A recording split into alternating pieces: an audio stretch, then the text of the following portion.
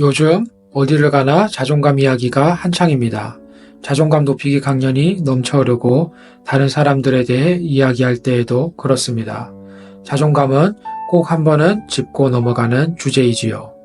그러나 막상 왜 인간관계에서 높은 자존감이 중요한지에 대한 이야기는 별로 없습니다. 단편적인 이유들이야 많이 이야기하지요. 예컨대 부당한 관계에서 자기 목소리를 낼 수 있으려면 높은 자존감이 꼭 필요합니다.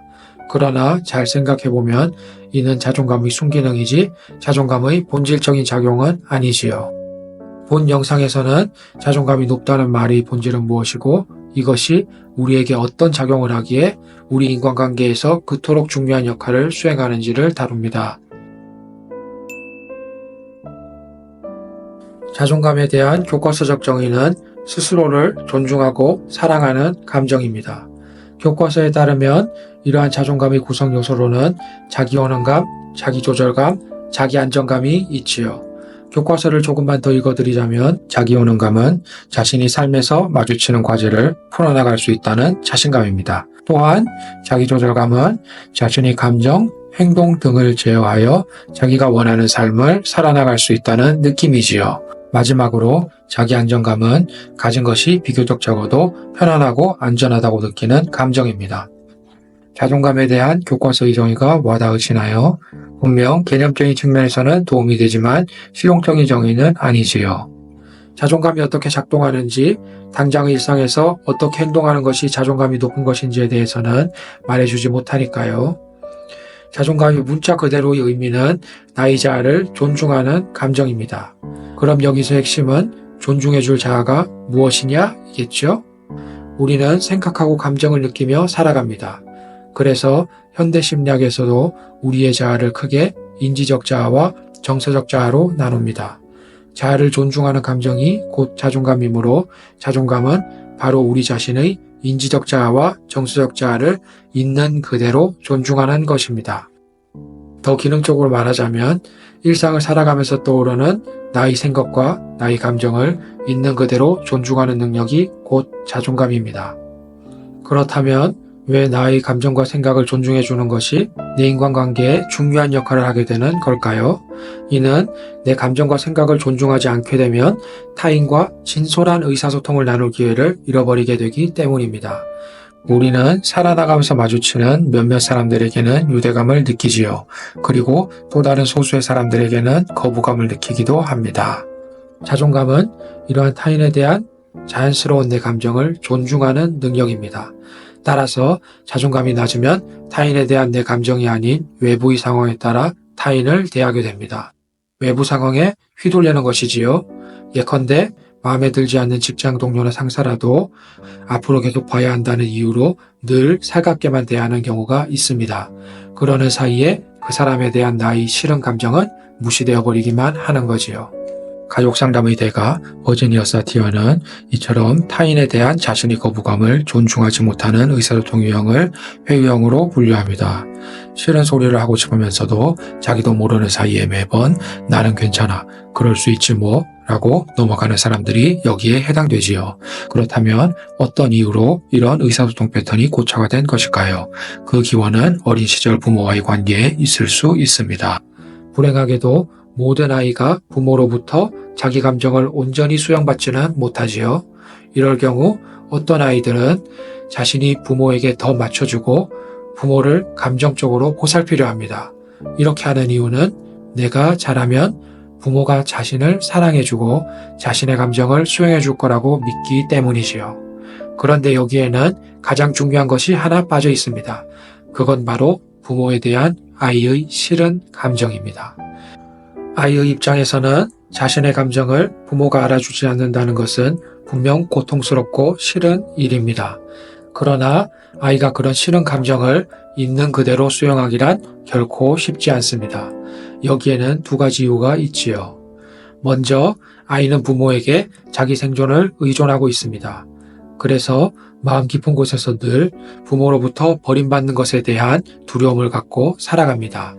아이의 깊은 내면에서는 부모에 대한 거부감을 드러내려고 하다가도 그렇게 했다가는 부모로부터 버림받으리라는 경고가 울려 퍼집니다. 버림받으면 아이에게는 죽음뿐이니 함부로 거부감을 드러낼 수 없는 것이지요. 만약 성인이라면 부모님이 내 감정을 수용해주지 않는 것에 대한 싫은 감정은 감정대로 가지고 있으면서 동시에 부모님께 잘 대해드릴 수도 있습니다. 감정의 수용과 내 행동을 분리하는 것이지요. 이렇게 하면 타인에 대한 자신의 싫은 감정을 수용하면서도 당장 이 갈등은 피할 수 있겠지요. 하지만 아쉽게도 아이의 내면은 너무나도 단순합니다. 이 단순 무고함이 아이가 부모님에 대한 싫은 감정을 수용하지 못하는 두 번째 이유이지요. 아이의 입장에서 부모님에 대한 싫은 감정을 수용한다는 것은 곧 그 싫은 감정을 표출하는 것을 말합니다. 아이 입장에서 감정의 수용과 행동을 분리하는 것은 너무나 어려운 과제입니다. 아이는 아이일 뿐이니까요. 그러면 이제 이 회유형 아이가 가족의 품에서 벗어나 사회에 나가면 어떻게 될까요?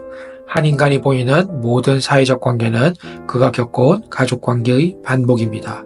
이를 옹호하는 심리학 이론은 너무 많아 관련 논문으로만 야트막한 언덕을 만들 수 있을 정도입니다. 슬프게도 부모에 대한 싫은 감정을 억압하던 회유형은 사회에서도 비슷하게 행동합니다. 마음에 들지 않는 사람을 만나더라도 싫은 내색이나 감정을 잘 드러내지 못하는 거지요. 이들은 자기 감정뿐만 아니라 타인의 부당한 주장에 맞서 자기 생각을 말하는 것에도 익숙하지 못합니다. 어릴 때부터 가족관계에서 자기 감정과 생각을 존중하지 못하고 자라온 탓에 자기 입장을 표현하는 연습을 할 기회를 너무나도 많이 놓친 탓이지요. 그래서 이들은 역설적이게도 가장 이기적인 부류의 사람들과 가까워지는 경우가 많습니다. 지나친 배려심이 그런 부류의 사람들을 끌어들이는 것이지요.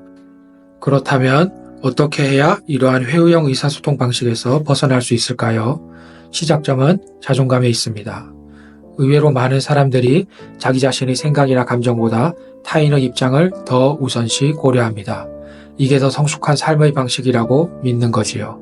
그러나 내 감정과 생각을 우선시한다고 해서 타인에 대한 배려심이 없는 것은 결코 아닙니다. 사실 잘 생각해보면 속으로는 싫어하면서도 어쩔 수 없이 잘 대해주는 것이야말로 겉과 속이 다른 태도이지요. 이렇게 내 감정에 솔직하지 못한 관계는 어차피 끝이 있는 관계입니다. 이는 내 자존감이 낮아 내 감정을 존중하지 못하다 보니 의도치 않게 진솔한 의사소통에 실패한 것입니다. 그 사람을 볼 때마다 스트레스를 받는 것은 덤이지요. 그래서 결국 타인에 대한 싫은 감정이든 좋은 감정이든 어떤 감정이든 간에 자기 감정을 있는 그대로 수용하는 것이 가장 중요합니다. 그 다음으로는 내 감정을 어떻게 사회적 맥락 안에서 큰 갈등 없이 풀어낼 수 있을지를 고민해야 합니다.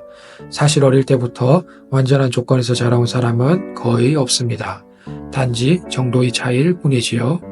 성장 과정에서 가족들에게 그리고 친구들에게 자기 감정을 솔직하게 표현할 기회를 거의 갖지 못했다면 그건 분명 큰 불이익입니다. 그러나 성인이 된 이후에는 의식적인 연습을 통해 단기간에 그 격차를 메꿔나갈 수 있습니다. 장난투로 말하는 연습을 해보는 것도 좋은 접근이지요.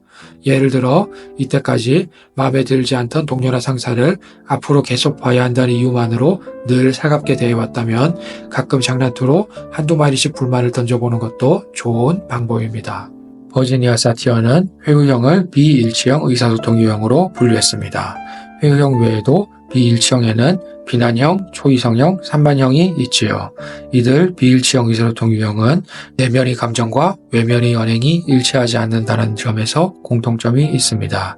낮은 자존감 때문이지요. 반면 사티어는 이와 반대되는 개념도 제시했습니다. 그건 바로 일치형 의사소통 유형이지요. 일치형은 자기 감정에 솔직하고 자기 감정을 사회적 맥락에 맞게 세련되게 표현할 수 있는 의사소통 유형을 말합니다. 물론 완전히 일치형 의사소통만을 구사하는 사람은 거의 없지요. 그렇다고 해서 비일치형 의사소통에만 머무는 사람도 드뭅니다. 이는 우리의 삶이 늘 완벽하게 흘러가는 것은 아니기 때문이지요. 몇몇 예외를 제외하면 부모님은 최선의 정서로 돌봄을 제공하려 합니다. 그러나 거기에는 당연히 한계가 있을 수밖에 없습니다. 더구나 우리가 그 한계들을 성장 과정에서 다 보완할 수 있는 것도 아니지요. 우리는 성장 과정에서 신체적 건강을 놓쳤다면 후에 운동을 합니다. 배움이 짧았다면 커서 공부를 더 하고 물질적 풍족이 부족했다면 돈을 벌기 위해 더 노력하지요. 그런데 유독 정서적 고통에 대해서는 크게 신경 쓰지 않는 경우가 많습니다. 문제를 잘 자각하지 못하기 때문이지요. 그러나 내면이 정서적 문제를 해결해 나가는 것은 매우 중요합니다. 왜냐하면 현실에서 겪는 문제들의 근본적인 해결은 내면의 문제 해결과 맞닿아 있기 때문이지요. 자존감과 의사소통이 그 예시입니다. 내면의 균형 잡힌 높은 자존감은 현실에서 의사소통 문제를 해결할 수 있게 해주는 근원이 되지요.